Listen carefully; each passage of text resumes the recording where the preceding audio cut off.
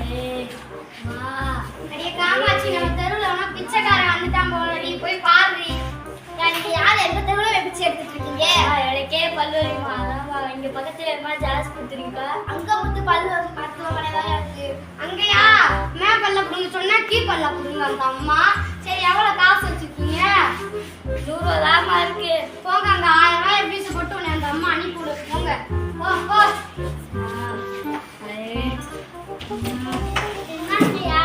பல்லுவலிமா இங்க மருத்துவமா மருத்துவம் இல்லாட்டி இது தோசை இட்லியா போடுவாங்க